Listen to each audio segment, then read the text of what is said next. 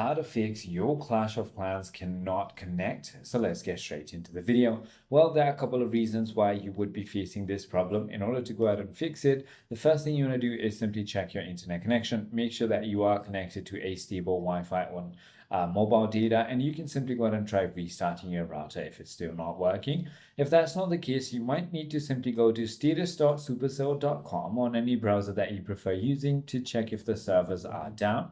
Always in your settings and inside of date and times, you want to make sure that automatic date and time is enabled, as incorrect date and time can also cause connection issues.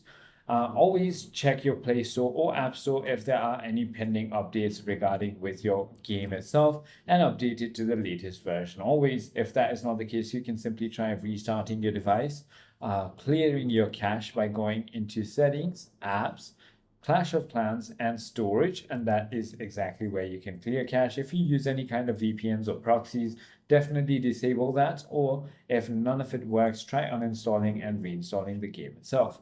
I hope this video clarifies everything for you. If you have further more queries, feel free to